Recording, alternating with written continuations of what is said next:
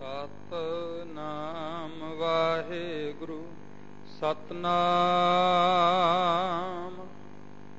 ਸ੍ਰੀ ਵਾਹਿਗੁਰੂ ਸਾਹਿਬ ਜੀ।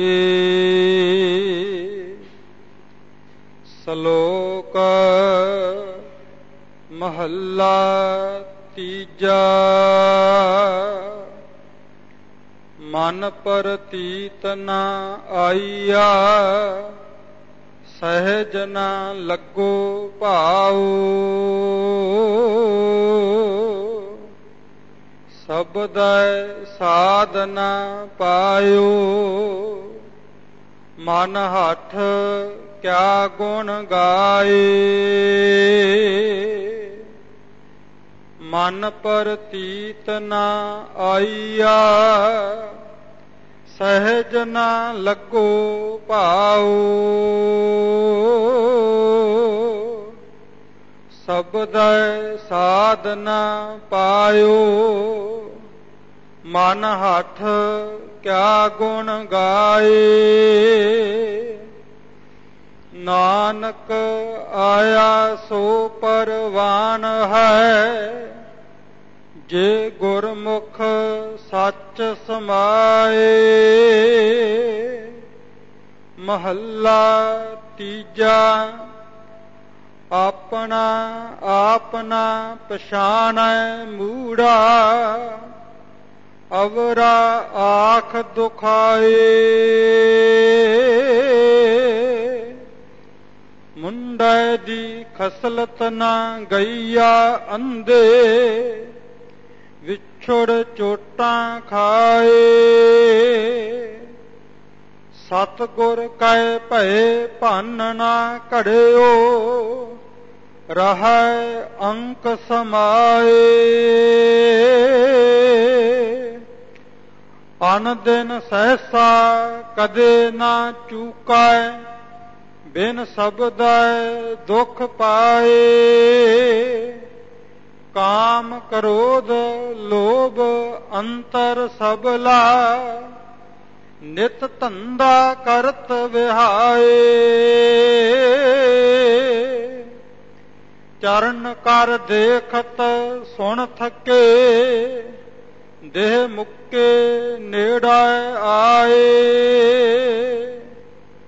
ਸੱਚਾ ਨਾਮ ਨਾ ਲੱਗੋ ਮੀਠਾ, ਜਿਤ ਨਾਮ ਨਵ ਨਿਧ ਪਾਏ। ਜੀਵਤ ਮਰੈ ਮਰੈ ਪੁਨ ਜੀਵੈ, ਤਾਂ ਮੁਖੰਤਰ ਪਾਏ। ਤੁਰ ਕਰਮ ਨਾ ਪਾਇਓ ਪ੍ਰਾਣੀ, ਵਿਣ ਕਰਮਾ ਕਿਆ ਪਾਏ। ਗੁਰ ਕਾ ਸ਼ਬਦ ਸੰਭਾਲ ਤੂੰ ਮੂੜੇ, ਗਤ ਮਤ ਸਬਦੇ ਪਾਏ। ਨਾਨਕ ਸਤਿਗੁਰ ਤਦ ਹੀ ਪਾਏ, ਜਾਂ ਵਿੱਚੋਂ ਆਪ ਗਵਾਏ। ਪੌੜੀ। ਜਿਸ ਦਾ ਚਿਤ ਵਸਿਆ ਮੇਰਾ ਸੁਆਮੀ, ਤਿਸਨੂੰ ਕਿਉ ਅੰਦੇਸਾ ਕਿਸੈ ਗੱਲੇ ਦਾ ਲੋੜੀਐ। ਹਰ ਸੁਖ ਦਾਤਾ ਸਭਨਾ ਗੱਲਾਂ ਕਾ, ਤਿਸਨੂੰ ਧਿਆਇਂਦਿਆਂ ਕਿਵ ਨਿਮਖ ਘੜੀ ਮੋਹ ਮੋੜੀਐ। ਜਿਨ ਹਰ ਧਿਆਇਆ ਤਿਸਨੂੰ ਸਰਬ ਕਲਿਆਣ ਹੋਏ। ਨਿਤ ਸੰਤ ਜਨਾ ਕੀ ਸੰਗਤ, ਜਾਏ ਬਹੀਐ ਮੋਹ ਜੋੜੀਐ। ਸਭ ਦੁੱਖ ਭੁੱਖ ਰੋਗ ਗਏ ਹਰ ਸੇਵਕ ਕੇ, ਸਭ ਜਨ ਕੇ ਬੰਧਨ ਤੋੜੀਐ। ਹਰ ਕਿਰਪਾ ਤੇ ਹੋਵਾ ਹਰ ਭਗਤ, ਹਰ ਭਗਤ ਜਨਾ ਕੈ ਮੋਹਿ ਡਿਠੈ। ਜਗਤ ਤਰਿਆ ਸਭ ਲੋੜੀਐ, ਸਭ ਦੁੱਖ ਭੁੱਖ ਰੋਗ ਗਏ ਹਰ ਸੇਵਕ ਕੇ। ਸਭ ਜਨ ਕੇ ਬੰਧਨ ਤੋੜੀਐ। ਹਰ ਕਿਰਪਾ ਤੇ ਹੋਆ ਹਰ ਭਗਤ। ਹਰ ਭਗਤ ਜਨਾ ਕੈ ਮੋਹਿ ਡਿਠੈ। ਜਗਤ ਤਰਿਆ ਸਭ ਲੋੜੀਐ। ਵਾਹਿਗੁਰੂ ਜੀ ਕਾ ਖਾਲਸਾ, ਵਾਹਿਗੁਰੂ ਜੀ ਕੀ ਫਤਿਹ। ਬੇਸ਼ੁਮਾਰ ਅਥਾਹ ਗਣਤ ਅਤੁਲੈ। ਜਿਉ ਬੁਲਾਵੋ ਤਿਉ ਨਾਨਕ ਦਾਸ ਬੋਲੇ। ਜਿਉ ਬੁਲਾਵੋ ਤਿਉ ਨਾਨਕ ਦਾਸ ਬੋਲੇ।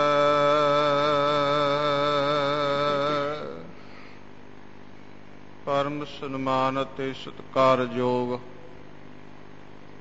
ਸਤਿਗੁਰੂ ਸਾਹਿਬ ਜੀ ਦੀ ਪਾਵਨ ਪਵਿੱਤਰ ਹਜ਼ੂਰੀ ਦੇ ਅੰਦਰ ਜੁੜ ਮਿਲ ਬੈਠੇ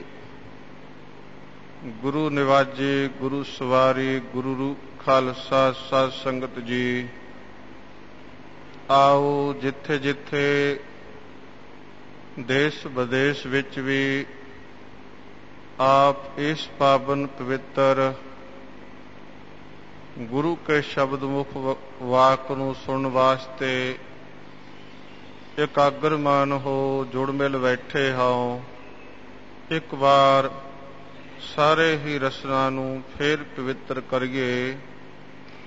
ਗੁਰੂ ਕੀ ਬਖਸ਼ਿਸ਼ ਕੀਤੀ, ਗੁਰੂ ਫਤਿਹ ਦੀ ਸਾਂਝ ਪਾਈਏ। ਵਾਹਿਗੁਰੂ ਜੀ ਕਾ ਖਾਲਸਾ, ਵਾਹਿਗੁਰੂ ਜੀ ਕੀ ਫਤਿਹ।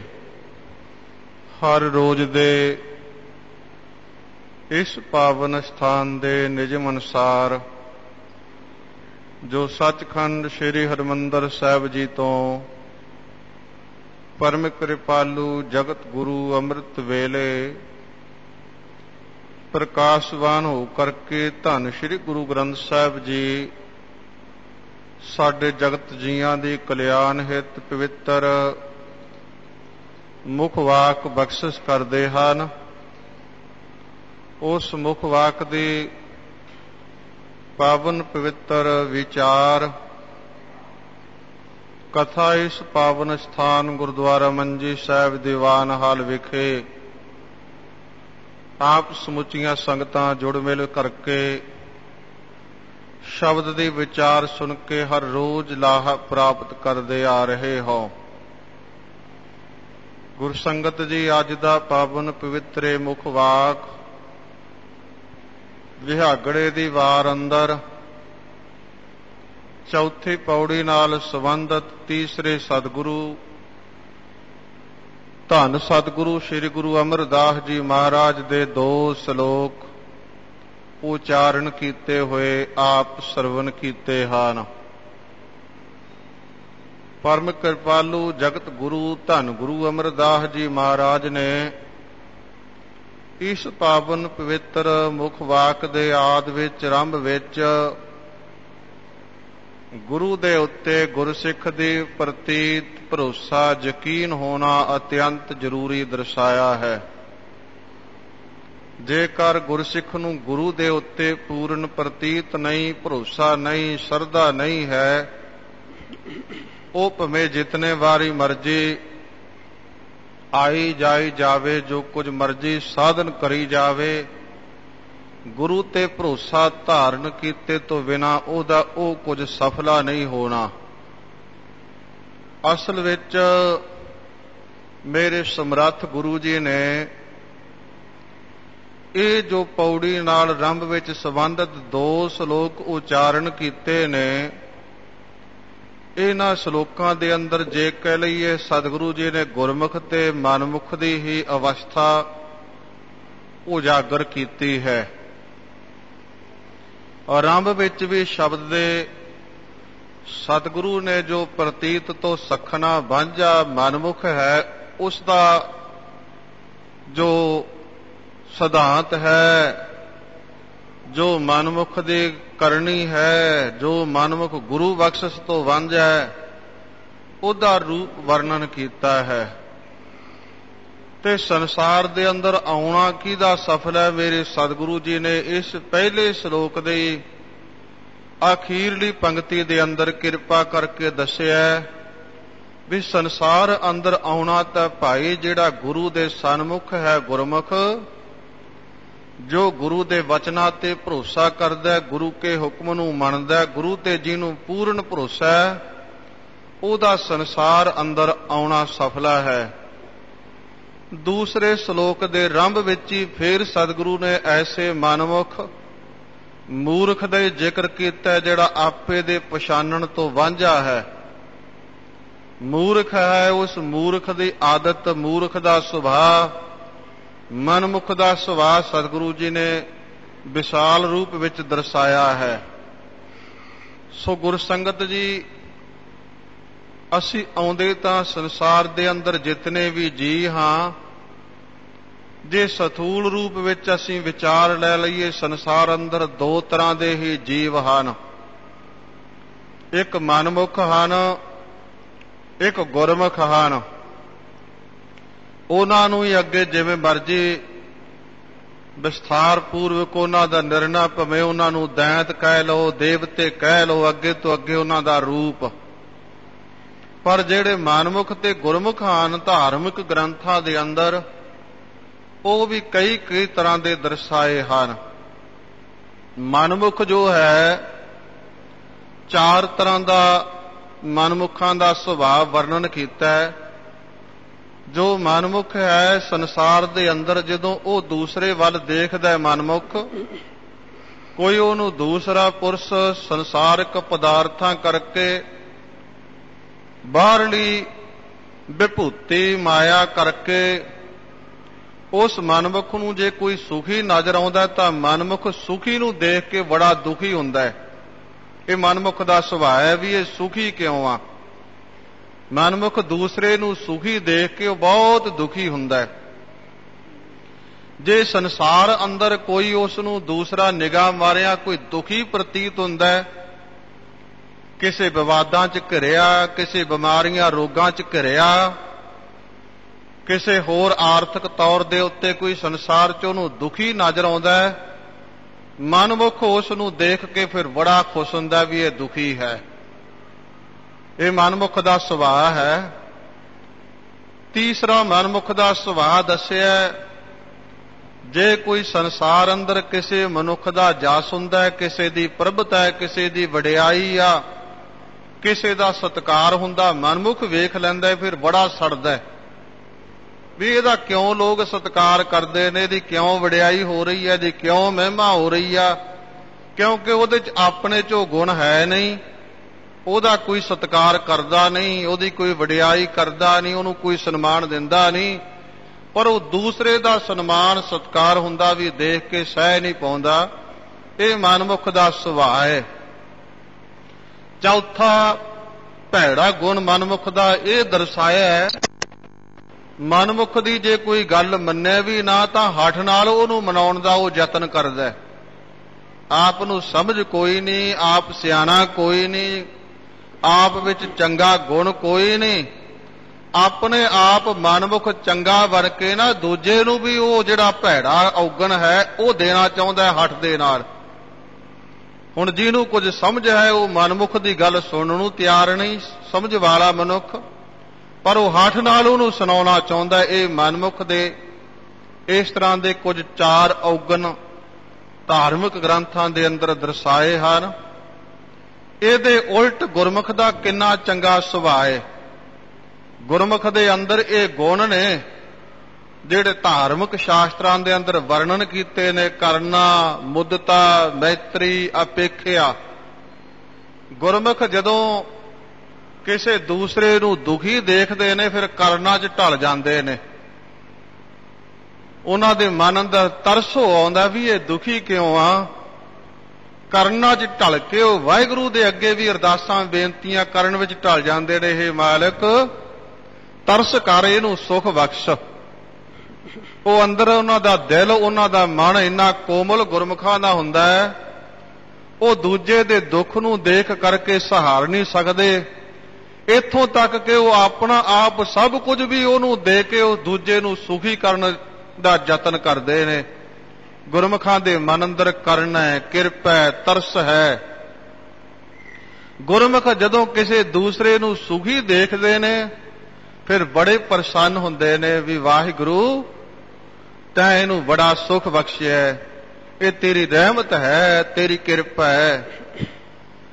ਜਦੋਂ ਗੁਰਮੁਖ ਤੀਸਰੀ ਗੱਲ ਜਿਹੜੀ ਹੈ, ਤੀਸਰੀ ਅਵਸਥਾ ਗੁਰਮੁਖ ਦੀ ਸੁਭਾਅ ਕਹਿ ਲਵੋ, ਸੰਸਾਰ ਦੇ ਅੰਦਰ ਕਿਸੇ ਮਨੁੱਖ ਨੂੰ ਜਦੋਂ ਉਹ ਸਨਮਾਨ ਸਤਿਕਾਰ ਮਿਲਦਾ ਦੇਖਦੇ ਨੇ, ਕਿਸੇ ਦੀ ਮਹਿਮਾ, ਕਿਸੇ ਦੀ ਉਪਮਾ, ਕਿਸੇ ਦਾ ਜਸ, ਕਿਸੇ ਦਾ ਸਤਿਕਾਰ ਹੁੰਦਾ ਦੇਖਦੇ ਨੇ, ਗੁਰਮੁਖ ਪ੍ਰਸੰਨ ਵੀ ਹੁੰਦੇ ਨੇ ਤੇ ਵਾਹਿਗੁਰੂ ਅੱਗੇ ਬੇਨਤੀਆਂ ਵੀ ਕਰਦੇ ਨੇ, ਵਾਹਿਗੁਰੂ ਜੋ ਇਹਨੂੰ ਸਨਮਾਨ ਸਤਿਕਾਰ ਬਖਸ਼ਿਆ, ਇਸ ਤਰ੍ਹਾਂ ਦਾ ਸਭ ਨੂੰ ਹੀ ਸਨਮਾਨ ਸਤਿਕਾਰ ਬਖਸ਼। ਸੰਸਾਰ ਅੰਦਰ ਸੰਸਾਰ ਦੇ ਜੀ ਸਾਰੇ ਸੁਖੀ ਹੋਵਨ, ਸਭ ਦਾ ਹੀ ਆਪਸ ਵਿੱਚ ਪ੍ਰੇਮ ਪਿਆਰ ਹੋਵੇ, ਸਾਰਿਆਂ ਨੂੰ ਹੀ ਸਨਮਾਨ ਮਿਲੇ, ਸਾਰੇ ਹੀ ਉਹੇ ਜੇ ਸਤਿਕਾਰਯੋਗ ਬਣ ਜਾਵਨ। ਗੁਰਮੁਖ ਦਾ ਇਹ ਸੁਭਾਅ ਹੈ। ਚੌਥਾ ਗੁਰਮੁਖ ਦਾ ਸ਼ੁਭ ਗੁਣ ਇਹ ਹੈ, ਅੱਗੋਂ ਜੇ ਕਿਸੇ ਨੂੰ ਕੁਝ ਉਹ ਸਿੱਖਿਆ ਦਿੰਦੇ ਨੇ, ਜਿਹੜਾ ਪ੍ਰੇਮ ਨਾਲ ਧਾਰਨ ਕਰੇ ਉਹੀ ਕੁਝ ਚੰਗੀ ਸਿੱਖਿਆ ਦਿੰਦੇ ਨੇ, ਬਦੋ ਬਦੀ ਨਹੀਂ, ਹਠ ਨਹੀਂ ਕਰਦੇ ਹਨ। ਇਹ ਗੁਰਮੁਖ ਦੇ ਸੁਭਾਅ ਹਨ। ਪਰ ਮੇਰੇ ਸਤਿਗੁਰੂ ਜੀ ਨੇ ਸੰਸਾਰ ਦੇ ਅੰਦਰ ਗੁਰਮੁਖਾਂ ਦਾ ਆਉਣਾ ਸਫਲਾ ਦੱਸਿਆ। ਗੁਰਮੁਖਾਂ ਦੀ ਕਰਨੀ ਕੈਸੀ ਹੈ, ਜਿਨ੍ਹਾਂ ਦਾ ਆਉਣਾ ਸਫਲ ਹੈ। ਹਜੂਰ ਕਹਿੰਦੇ ਨੇ, ਆਇਆ ਸਫਲ ਤਾਹੂ ਕੋ ਗਰੀਐ, ਜਾਸ ਰਸਨ ਹਰ ਹਰ ਮੁਖ ਭਣੀਐ। ਉਹ ਹਮੇਸ਼ਾ ਹੀ ਹਰ ਟਾਈਮ ਆਪਣੀ ਰਸਨਾ ਤੋਂ ਗੁਰਮੁਖ ਗੁਰੂ ਦੇ ਸਨਮੁਖ ਹੋਏ, ਗੁਰੂ ਦੇ ਬਚਨਾਂ ਦਾ ਉਚਾਰਨ ਰਸਨਾ ਤੋਂ ਵਾਹਿਗੁਰੂ ਵਾਹਿਗੁਰੂ ਉਚਾਰਨ ਕਰਦੇ ਰਹਿੰਦੇ ਹਨ। ਰਹੋ ਵਿਚਾਰ, ਇਸ ਵਿਸਥਾਰ ਚ ਨਾ ਜਾਈਏ, ਆਓ ਮਨਵਿਰਤੀਆਂ ਨੂੰ ਇਕਾਗਰ ਕਰੀਏ। ਪਾਵਨ ਪਵਿੱਤਰ ਅੱਜ ਦੇ ਹਜੂਰ ਦੇ ਬਖਸ਼ਿਸ਼ ਕੀਤੇ ਮੁੱਖ ਵਾਕ ਦੀ ਵਿਚਾਰ ਆਰੰਭਤਾ ਦੇ ਸ਼ਲੋਕ ਦੇ ਆਰੰਭਤਾ ਪੰਕਤੀ ਤੋਂ ਭਾਵਨਾ ਨਾਲ ਸ਼ਰਧਾ ਨਾਲ ਸਰਵਨ ਕਰੀਏ। ਵਾਹਿਗੁਰੂ ਸਾਹਿਬ ਜੀ। ਸ਼ਲੋਕ ਮਹੱਲਾ ਤੀਜਾ। ਮਨ ਪ੍ਰਤੀਤ ਨਾ ਆਈਆ, ਸਹਿਜ ਨਾ ਲੱਗੋ ਭਾਉ। ਤੀਸਰੇ ਸਤਿਗੁਰੂ ਸਾਹਿਬ ਸ੍ਰੀ ਗੁਰੂ ਅਮਰਦਾਸ ਜੀ ਮਹਾਰਾਜ ਦਾ ਇਹ ਪਾਵਨ ਸ਼ਲੋਕ ਹੈ ਉਚਾਰਨ ਕੀਤਾ ਹੋਇਆ। ਮਨ ਪ੍ਰਤੀਤ ਨਾ ਆਈਆ, ਸਹਿਜ ਨਾ ਲਾਗੋ ਭਾਉ। ਵਿਦਵਾਨਾਂ ਨੇ ਪ੍ਰਤੀਤ ਦਾ ਅਰਥ ਭਰੋਸਾ, ਯਕੀਨ, ਵਿਸ਼ਵਾਸ ਕੀਤਾ ਹੈ। ਡਾਕਟਰ ਭਾਈ ਵੀਰ ਸਿੰਘ ਜੀ ਨੇ ਤਾਂ ਲਿਖਿਆ ਹੈ ਵੀ ਜਿਹੜਾ ਪ੍ਰਤੀਤ ਸ਼ਬਦ ਹੈ ਇਹ ਸੰਸਕ੍ਰਿਤ ਭਾਸ਼ਾ ਦਾ ਸ਼ਬਦ ਆ। ਪੰਜਾਬੀ ਦੇ ਵਿੱਚ ਪ੍ਰਤੀਤ ਨੂੰ ਭਰੋਸਾ ਆਖਿਆ ਜਾਂਦਾ ਹੈ। ਭਾਵ ਭਰੋਸਾ ਸ਼ਬਦ ਪੰਜਾਬੀ ਦਾ ਹੈ ਤੇ ਪ੍ਰਤੀਤ ਸ਼ਬਦ ਹੈ ਜਿਹੜਾ ਭਾਈ ਵੀਰ ਸਿੰਘ ਜੀ ਦੇ ਕਥਨ ਅਨੁਸਾਰ ਸੰਸਕ੍ਰਿਤ ਭਾਸ਼ਾ ਦਾ ਸ਼ਬਦ ਹੈ। ਧੰਨ ਸਮਰੱਥ ਗੁਰੂ ਅਮਰਦਾਸ ਜੀ ਮਹਾਰਾਜ ਇੱਥੇ ਕਹਿੰਦੇ ਨੇ, ਮਨ ਪ੍ਰਤੀਤ ਨਾ ਆਈਆ। ਹੇ ਭਾਈ, ਜਿਸ ਮਨੁੱਖ ਦੇ ਮਨ ਦੇ ਅੰਦਰ ਆਪਣੇ ਪੂਰਨ ਗੁਰੂ ਦੇ ਉੱਤੇ ਪ੍ਰਤੀਤ ਭਰੋਸਾ ਨਹੀਂ ਆਇਆ, ਯਕੀਨ ਨਹੀਂ ਆਇਆ, ਜਿਹਦੇ ਮਨ ਅੰਦਰ ਵਿਸ਼ਵਾਸ ਹੀ ਨਹੀਂ ਆਇਆ, ਸਹਿਜ ਨਾ ਲਾਗੋ ਭਾਉ, ਉਹਦਾ ਫਿਰ ਜਿਹੜੀ ਉੱਚ ਅਵਸਥਾ ਹੈ ਨਾ, ਸਹਿਜ ਆਤਮਿਕ ਅਡੋਲ ਅਵਸਥਾ, ਪ੍ਰੇਮ ਤੋਂ ਸਖਣਾ ਹੋਣ ਕਰਕੇ ਲਾਗੋ ਭਾਉ ਤਾਂ ਪ੍ਰੇਮ ਤਾਂ ਹੈ ਹੀ ਨਹੀਂ, ਲੱਗਿਆ ਹੀ ਨਹੀਂ। ਫਿਰ ਉਹ ਅਵਸਥਾ ਵਿੱਚ ਉਹਨੇ ਕਿੱਥੇ ਲੱਗਣਾ, ਕਿੱਥੇ ਜੁੜਨਾ? ਉਹ ਪ੍ਰੇਮ ਵਾਲੀ ਅਵਸਥਾ ਹੈ। ਉਹ ਪ੍ਰੇਮ ਨਾ ਲੱਗਣ ਕਰਕੇ ਉਹ ਅਵਸਥਾ 'ਚ ਉਹ ਪਹੁੰਚ ਹੀ ਨਹੀਂ ਸਕਦਾ। ਜਿਸ ਅਵਸਥਾ 'ਚ ਗੁਰੂ ਕੇ ਗੁਰਸਿੱਖ ਗੁਰਮੁਖ ਨੇ ਉੱਚ ਅਡੋਲ ਆਤਮਕ ਅਡੋਲ ਅਵਸਥਾ 'ਚ ਪਹੁੰਚਣਾ ਹੈ ਨਾ ਗੁਰੂ ਕੇ ਸਿੱਖ ਨੇ, ਜਿਹੜਾ ਪ੍ਰਤੀਤ ਤੋਂ ਭਰੋਸੇ ਤੋਂ ਸਖਣਾ ਹੈ, ਉਸ ਅਵਸਥਾ 'ਚ ਨਹੀਂ ਪਹੁੰਚ ਸਕਦਾ, ਕਦਾਚਿਤ ਨਹੀਂ ਪਹੁੰਚ ਸਕਦਾ। ਮੇਰੇ ਸਤਿਗੁਰੂ ਗੁਰੂ ਅਮਰਦਾਸ ਜੀ ਦੇ ਬੜਹੰਸ ਕੀ ਵਾਰ ਦੇ ਅੰਦਰ ਇੱਕ ਸ਼ਲੋਕ ਅੰਦਰ ਇਹੋ ਹੀ ਭਾਵ ਹਜੂਰ ਨੇ ਉਜਾਗਰ ਕੀਤਾ ਹੈ। ਉੱਤੇ ਇੱਥੇ ਤਾਂ ਸ਼ਲੋਕ ਦੀ ਪੰਕਤੀ ਹੈ, ਇਹ ਰੰਭਤਾ ਦੀ ਮਨ ਪ੍ਰਤੀਤ ਨਾ ਆਈਆ, ਸਹਿਜ ਨਾ ਲਾਗੋ ਭਾਉ, ਸ਼ਬਦੈ ਸਾਧ ਨਾ ਪਾਇਓ, ਮਨ ਹਠ ਕਿਆ ਗੁਣ ਗਾਏ। ਉੱਥੇ ਬੜਹੰਸ ਕੀ ਵਾਰ ਦੇ ਅੰਦਰ ਸ਼ਾਇਦ 14ਵੀਂ ਪੌੜੀ ਨਾਲ ਸੰਬੰਧਤਾ ਦਾ ਉਹ ਪਹਿਲਾ ਸ਼ਲੋਕ ਹੈ। ਗੁਰੂ ਅਮਰਦਾਸ ਜੀ ਮਹਾਰਾਜ ਉੱਥੇ ਕਹਿੰਦੇ ਨੇ, ਮਨ ਪ੍ਰਤੀਤ ਨਾ ਆਈਆ, ਸ਼ਬਦ ਨਾ ਲਾਗੋ ਭਾਉ। ਇੱਥੇ ਸਹਿਜ ਹੈ, ਉੱਥੇ ਗੁਰੂ ਜੀ ਦੇ ਬਚਨ ਨੇ ਸ਼ਬਦ ਨਾ ਲਾਗੋ ਭਾਉ, ਉਸ ਨੂੰ ਸੁਖ ਨਾ ਉਪਜੈ, ਭਾਵੈ ਸੌ ਗੇੜਾ ਆਓ ਜਾਓ। ਮਾਰੇ ਕਹਿੰਦੇ ਭਾਵੇਂ ਸੈਂਕੜੇ ਵਾਰੀ ਉਹ ਗੇੜੇ ਮਾਰਦਾ ਰਹੇ, ਉਹ ਵਾਰ-ਵਾਰ ਆਉਂਦਾ ਜਾਂਦਾ ਰਹੇ, ਪਰ ਉਹਨੂੰ ਸਦੀਵੀ ਆਤਮਿਕ ਸੁਖ ਦੀ ਪ੍ਰਾਪਤੀ ਨਹੀਂ ਹੋ ਸਕਦੀ, ਜਿਹਦੇ ਮਨ ਦੇ ਅੰਦਰ ਪ੍ਰਤੀਤ ਨਹੀਂ ਹੈ, ਪੂਰਨ ਯਕੀਨ ਨਹੀਂ, ਪੂਰਨ ਭਰੋਸਾ ਨਹੀਂ। ਗੁਰਸਿੱਖ ਦਾ ਮਨ ਅੰਦਰ ਇਹ ਭਰੋਸਾ ਹੀ ਹੈ ਨਾ ਵੀ ਮੇਰਾ ਗੁਰੂ ਸਮਰੱਥ ਹੈ, ਤੇ ਇਹ ਅਤ ਕਥਨੀ ਨਹੀਂ ਹੈ, ਅਟਲ ਸਚਾਈ ਹੈ। ਗੁਰੂ ਸਰਬ ਕਲਾ ਸਮਰੱਥ ਹੈ। ਜੋ ਗੁਰਬਾਣੀ ਦੇ ਅੰਦਰ ਗੁਰੂ ਦੇ ਗੁਣ ਜਾਂ ਭਾਈ ਸਾਹਿਬ ਜੀ ਦੀ ਰਚਨਾ ਦੇ ਅੰਦਰ ਗੁਰੂ ਦੀ ਵਡਿਆਈ ਕੀਤੀ ਗਈ ਆ, ਗੁਰਸਿੱਖ ਨੂੰ ਉਹਨਾਂ ਗੁਰੂ ਦੇ ਦਰਸਾਏ ਗੁਣਾਂ ਦੇ ਉੱਤੇ ਪੂਰਨ ਭਰੋਸਾ ਹੋਵੇ। ਭਾਈ ਸਾਹਿਬ ਭਾਈ ਗੁਰਦਾਸ ਜੀ ਕਹਿੰਦੇ ਨੇ, ਸਤਿਗੁਰ ਗੁਣੀ ਨਿਧਾਨ ਹੈ, ਗੁਣ ਕਰ ਬਖਸ਼ੈ ਅਵਗੁਣ ਆਰੇ। ਸਤਿਗੁਰ ਪੂਰਾ ਵੈਦ ਹੈ, ਪੰਜੇ ਰੋਗ ਅਸਾਧ ਨਿਵਾਰੇ। ਸਰੀਰਕ ਕੋਈ ਰੋਗੀ ਮਨੁੱਖ ਹੈ, ਜੇ ਉਸ ਰੋਗੀ ਮਨੁੱਖ ਨੂੰ ਜਿਹਦੇ ਕੋਲ